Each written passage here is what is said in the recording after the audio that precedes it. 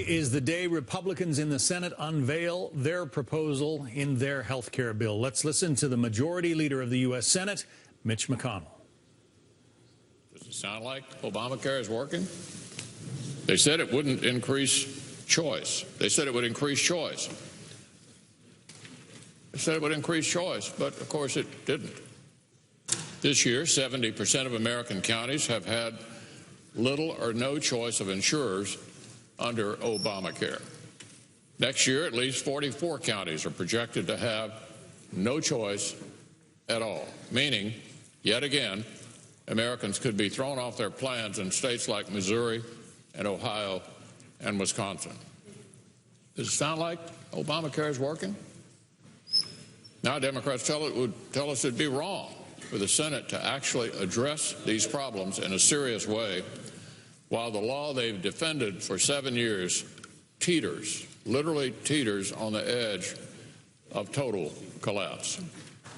They were wrong before, they're wrong again now. Because Obamacare isn't working by nearly any measure, it has failed, and no amount of 11th hour reality denying or buck passing by Democrats is going to change the fact that more Americans are going to get hurt unless we do something. I regret that our Democratic friends made clear early on that they did not want to work with us in a serious bipartisan way to address the Obamacare status quo. But Republicans believe we have a responsibility to act, and we are, for our constituents, for our states, and for our country. We've long called for a better way forward, and we've been engaged in intensive talks on how to get there. Through dozens of meetings open to each and every member of the conference, we've had the opportunity to offer and consider many ideas for confronting the Obamacare status quo. We debated many policy proposals. We considered many different viewpoints. In the end, we found that we share many ideas about what needs to be achieved and how we can achieve it. These shared policy objectives and the solutions to help achieve them are what made up the health care discussion draft that we finished talking through this morning. We agreed on the need to free Americans from Obamacare's mandates, and policies contained in the discussion draft will repeal the individual mandate so Americans are no longer forced to buy insurance they don't need or can't afford.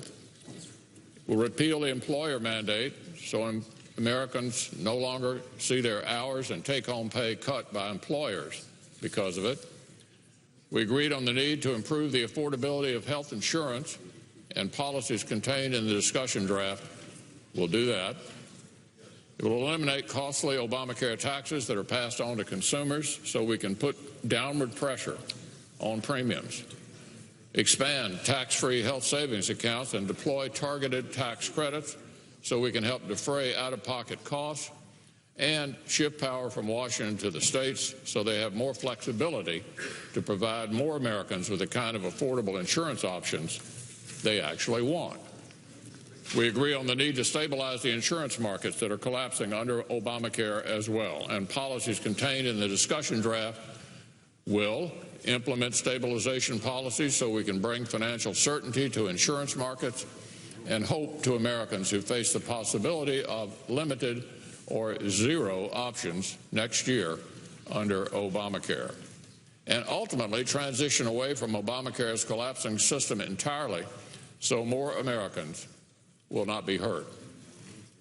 We also agree on the need to strengthen Medicaid, preserve access to care for patients with pre-existing conditions, and allow children to stay on their parents' health insurance through the age of 26. I'm pleased that we were able to arrive at a draft that incorporates input from so many different members who represent so many different constituents who are facing so many different challenges.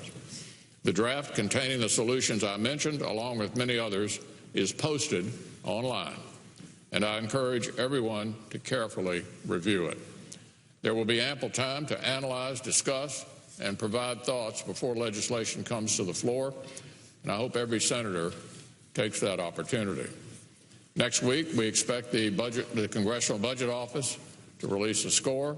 After that, we will proceed with a robust debate and an open amendment process here on the Senate floor, a process that I would encourage each of our 100 senators to participate in. When legislation does come to the floor, it will present Senate Democrats with another opportunity to do what's right for the American people. They can choose to keep standing by as their failing law continues to collapse and hurt more Americans. But I hope they will join us instead to bring relief to the families who've struggled under Obamacare for far too long.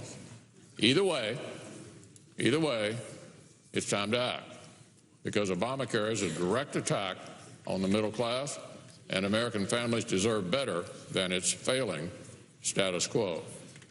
They deserve better care. That's just what we're going to continue to work to bring them.